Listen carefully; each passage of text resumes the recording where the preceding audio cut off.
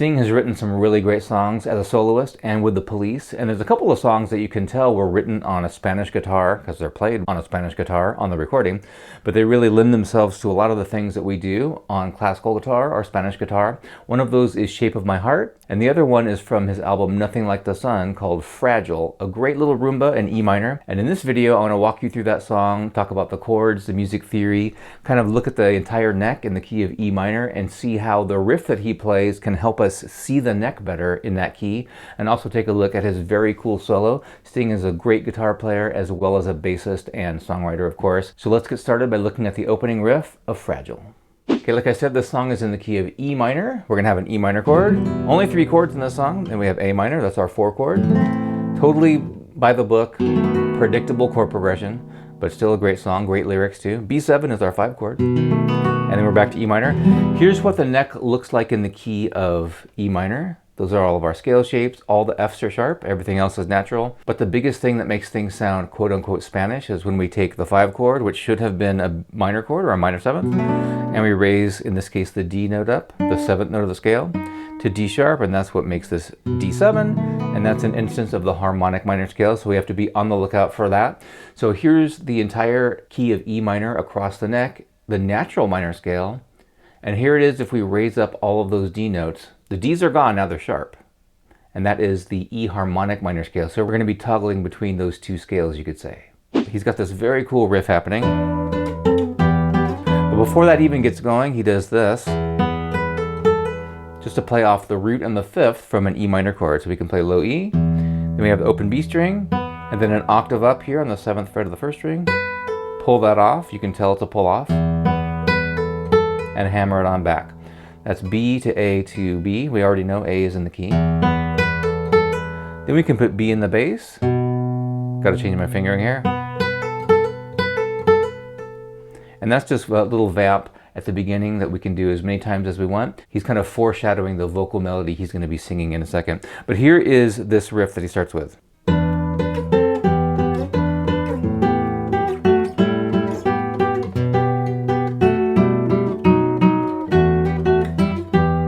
Okay, there's more to that coming up, but what's happening here is really nice. These are what we could call 6th harmonies, 6s.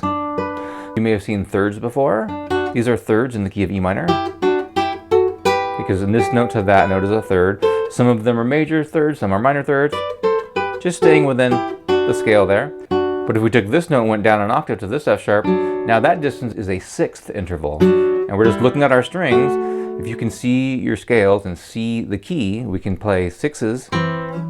Diatonic 6s just means notes that are in the key a 6th apart. Sometimes it's a major 6th, sometimes it's a minor 6th. So we're starting up here on the 12th fret, go down to 10. This is all over an E minor chord. Then we have, this is 9 and 8. That's from the actual E minor chord. Play the low E in the bass. Here comes A in the bass, we'll go back to this. That's these 2 guys on the 9th and the 8th, 7 and 7, 7 and 7 again, then come up to 9 and 8 where we started. Now let's bar here. This is where we're hearing the B7 chord. Of course there's keyboards going on and bass and other things, it's not just a guitar by itself. Little tricky there, still 6s though. We could have gone like this. Do you hear the harmonic minor scale there? There's a D sharp there, it got raised up, you could say, from being D natural, and that is what makes B7 a B7. And it wants to resolve more to E minor, and that's why it's good. But I'm doing it down here just so I can keep that low B ringing out. We could also play those thirds here. I'm going like this. Got the pinky and the ring here. It's a great little exercise in these 2 guys. Now we're really hearing B7, but I'm trying to keep the bar down the whole time. And then I'll play the low E, and a hammer on there. Then we'll start again, but he'll grab this, especially when he plays live, and play the high E there.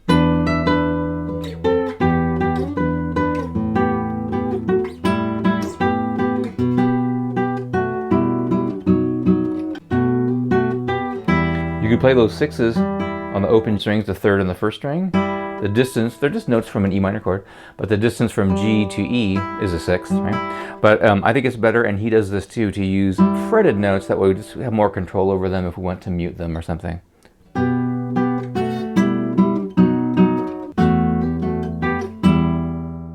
So the chords there we could play as a rumba if you're going to play this to a looper. This is a great song if you're a soloist and you have a looper, or you're playing with somebody else. They can play the chords, you play the melody. Really nice song, and it's a great one to improvise over because it's pretty easy to improvise over. E minor, A minor. I like to play around with it. Put a ninth in there. B7. Right? We could also do this. A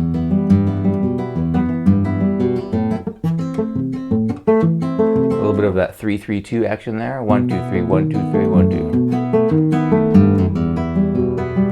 Now on the chorus, just going to flip around and play A minor to E minor to B7, back to E minor, but he's doing the sixes thing again.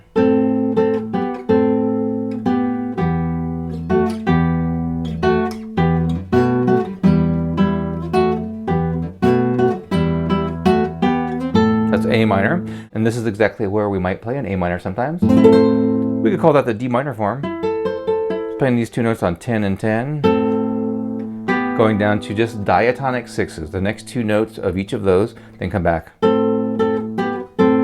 Then come back to these and play the low E string. Right here we're going to bar, that's the 7th fret of the 6th string, then 7 here and 7 there, all inside of this bar. Okay, that's when he says how fragile we are. So as far as structure goes, that's the entire song. He's going to do a solo over the chords of the verse, and we'll look at that in a second. But that's the entire thing. A really great song, great melody, and a great chorus. Let's look at what he's singing though. He goes...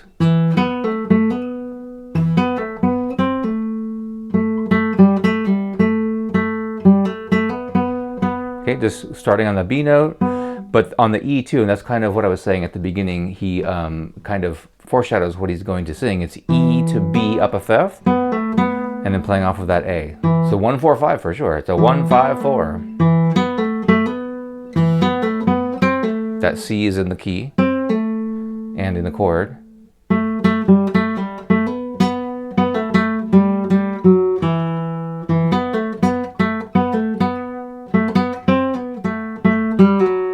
Okay, F sharp over the B7 chord.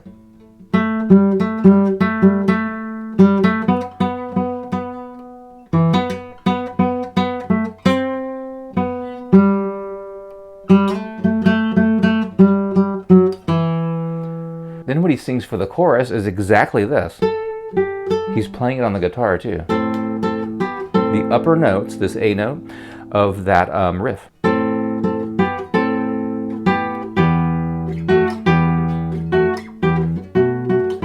Let's look at the solo. And we know Sting as a bass player and a singer and a songwriter, but he actually is a very good classical guitarist, and he supposedly wrote the song Roxanne on a nylon string guitar as a bossa nova.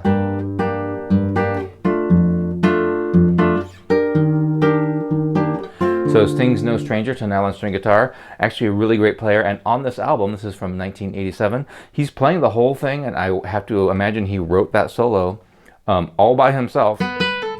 So that's pretty awesome to have somebody, a rock star of that stature, let's say, that good on classical guitar. And if you've seen him play this live, maybe I think during the 90s, he used to end like this. He would end the song, E minor, and then go. Play a little bit of the leyenda at the end, which is like, wow, nobody else is going to do that. Pretty cool way to end the song. Okay, let's look at the solo that he plays. And this is a great thing to memorize, because if you're working on soloing or how to improvise, anything like this, and this is pretty easy to play, anything like this that you can memorize and then put it to, as I'm going to show you on the screen, your knowledge of the fretboard, you're just going to go, oh, okay, that makes sense. That's an E minor chord there, and so that's why he's playing it at that moment. That's why it sounds good and all that stuff. And you really can connect the dots that way, literally connect the dots, because we're just seeing these dot patterns, hopefully. And it's going to help you, I think, in your own playing. So he's going to start out the same way that he began, with that little riff that he sings. Then he goes, Okay, if we can see our scale there, we know that this is a note in the key. It's not D sharp yet, right? It's a D natural note.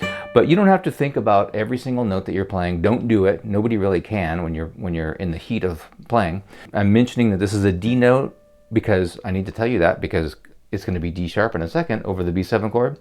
But nobody's really thinking of that in the moment that they're playing. Okay, we're just seeing our patterns.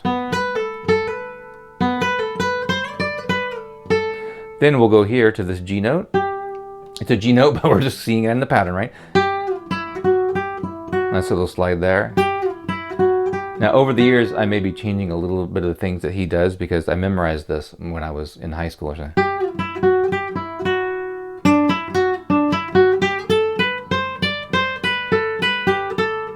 Now he gets back up here, and I would imagine he's here instead of being here.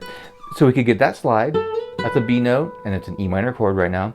But he's also trying to get to another position so that he can go to that next part. And so that's the value, that's the one good thing about stringed instruments. We have a lot of problems with the guitar, right? We have all of these redundant notes, and that means we have to learn a bunch of different patterns, visual patterns for the same damn thing. Where a piano player would just go, okay, E minor scale, got it. And it's octave to octave, the same thing. But the thing that's good about this is instead of playing this B, I can play this one to get me up to eventually higher notes, but also to create a sliding effect.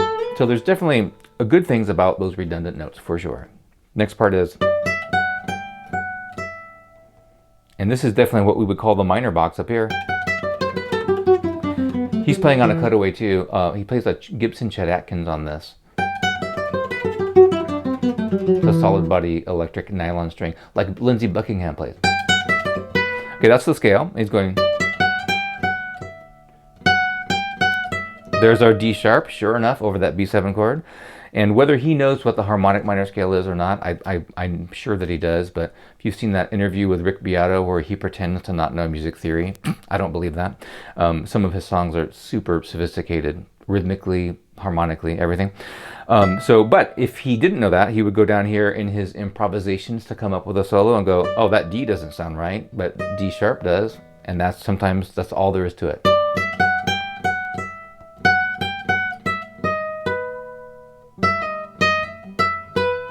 Playing off of those two notes that he knows are in the E minor chord. Then he goes back down to this again.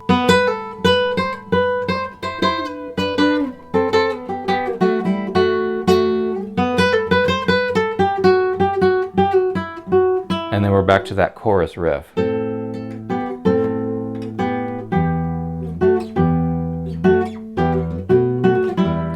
So those sixes are just so cool, and in this context they don't sound country at all, but it's definitely a country music thing that they use a lot, right? Depends all on the context, I suppose. And the song Shape of My Heart kind of has that vibe to it. He's going like this, and I believe Dominic Miller, his guitarist, wrote this, but in collaboration with each other, right? See, that is just the same as going is in the key of F sharp minor, that song. F sharp minor to E to D, the Andalusian cadence right there. That's another way to do it. I know that's not what he does. Sixes, and this is just a diatonic note, but he's going. So a similar kind of vibe, and it's almost the answer to Fragile 2 albums later. So like I was saying, this is a great song to put in your repertoire. I would call it now a Spanish guitar repertoire, along with a lot of other rumbas you might play. If you're playing with somebody else, for sure, and also with a looper, you just loop those chords. Really easy to loop. 1, 4, 5. Most loopers will let you do 2 loops, right? This is what I do. I create that loop, and then I immediately go to the chorus loop. Loop this guy. When you're strumming the chorus, though, we got to go E minor, B7, E minor, and very quickly on the and, we'll go back to E minor. And then, boom, you're back to that first loop, and just toggle between those, and you get the hours of fun right there. And a great song, a lot of people recognize it. Do the melody on top of it. You can solo all over the place, and what it's all about is seeing the key of E minor all over the neck. And then once you can do that, the next challenge is, can you put the chords and the melody together? And if you check out this video, I'm going to show you me doing just that.